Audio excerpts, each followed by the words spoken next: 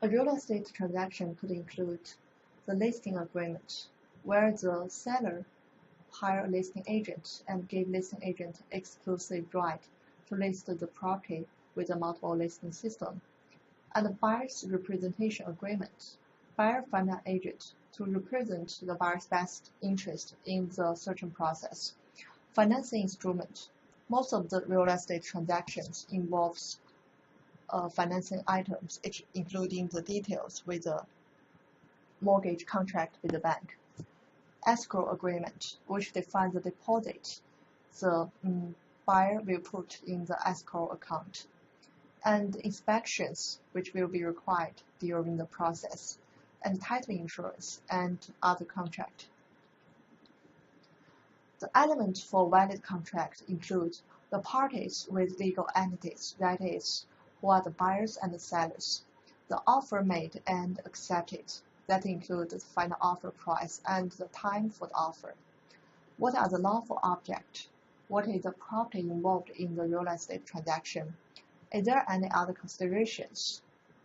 And the contract must be in writing, as required by statute of frauds. The contract items is in the handout uploaded on the COST website.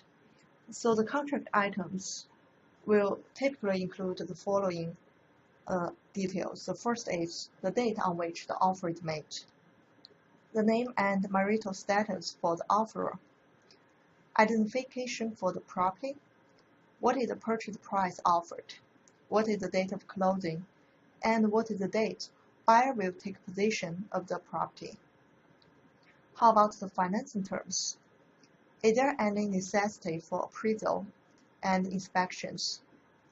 Is there any disclosure required by buyer and seller? What are the fixtures included in the property?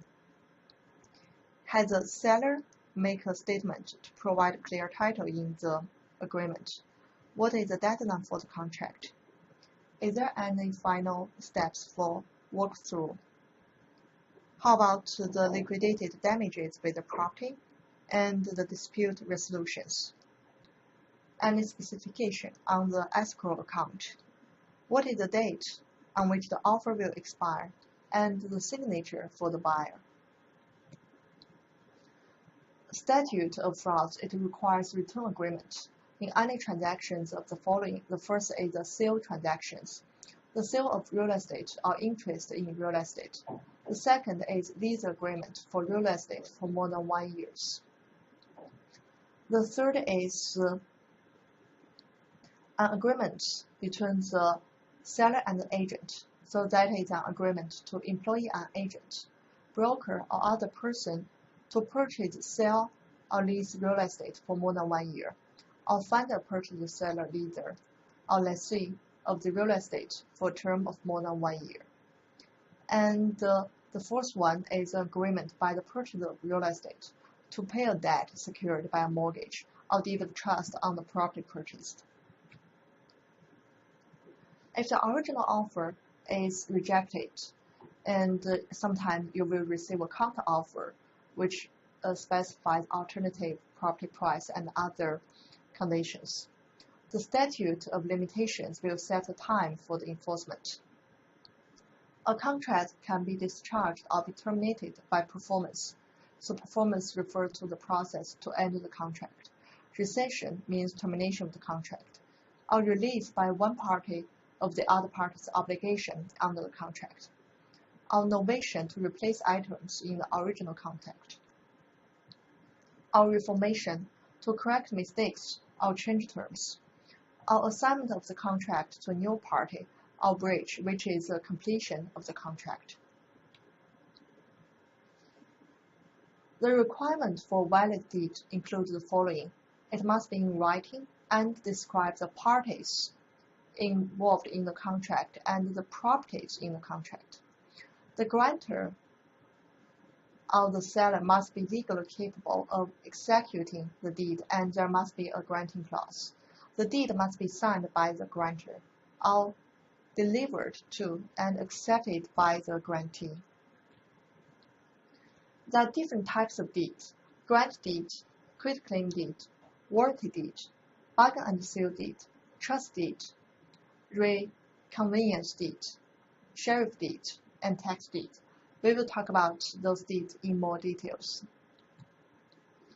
A grant deed is used for the sale or other transfer of real estate from one person or entity to another person or entity. Each party transforming an interest in the property or grantor or seller is required to sign it, so the document must be notarized. The grantor of a grant deed makes two guarantees to the grantee. The first, the seller guarantees the property has not been sold to someone else, and the house is not under any restrictions that have not already been disclosed to the buyer or the grantee. The warranty deed will add additional guarantee that the grantor will defend the title against any third-party claim, or the grantor has good title, so it is stronger than the previous type. The quitclaim deed is most often used to disclaim an interest in the property rather than ownership interest. So this means the grantor does not guarantee that he or she actually owns any interest in the property at the time of transfer, or that the title is free and clean. So it offers no warranty, and has no legal recourse to recover any losses. A bargain and sale deed contains no warranties against encumbrances.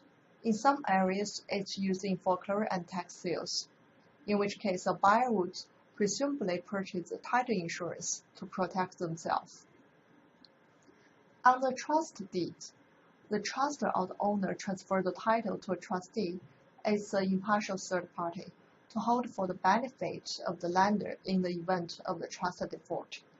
As different from the mortgage, where the mortgage only involves the lender and the borrower, not the third party. And similar to the mortgage, it had to be recorded in the county's record office.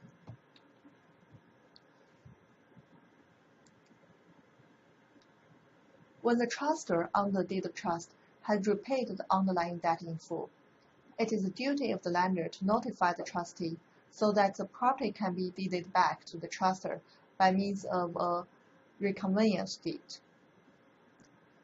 So that is the deed gives the property right back to the trustee when they have fully repaid the debt. A sheriff deed, it contains no warranties. It's given to the purchaser of the property at a court-ordered sale. When the property is sold by the county tax collector for non-payment of taxes, the successful purchaser, they will receive a tax deed. Tax deed sales is usually held at auctions, where the minimum bid is the amount of the back taxes and fees owed. Recording is the process for the property deed transactions. It makes acknowledgement of the grantor's signature, entitles the document to recording. So recording of document serves as a notice to the ward of the transfer of title. Recorded deed places grantee in the chain of title to the described property. For the lease agreement, the lessor or the landlord is the property owner, and the lessee or the tenant is part acquiring right of use of the property. Fair housing laws protect tenants' rights. It prevents discriminations against the tenant based on race, nationality, and other background. Commercial properties may use the following different types of lease: gross lease, net lease, escalator clause, and percentage lease. In gross lease, the tenant pays a specified amount of rent over the lease term and carries insurance on the leased space. And the landlord is responsible for all expenses associated with ownership, such as taxes, insurance, and the assessment of the structure. In the net lease, a net lease will include some or all of the expenses of the ownership in the required lease payment.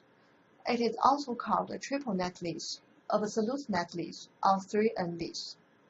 The lessee, the tenant, has to pay the net amount of three types of cost, such as net property tax, net building insurance, and net common area maintenance, which is how this item got its name.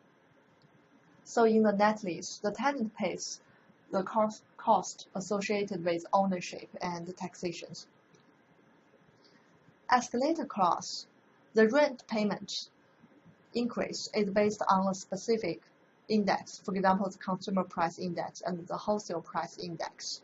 So what we observe is the percentage increase in the rent is following the market trend. Percentage lease.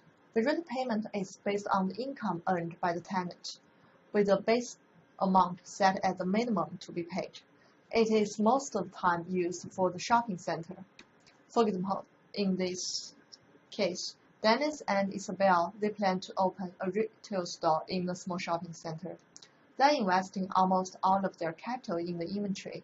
So what kind of lease would probably be most attractive to them? In this case, percentage lease would be the best because they only need to pay a minimum fixed amount. And the additional rent payment will be based on their retail sale volume. That's the end of this chapter.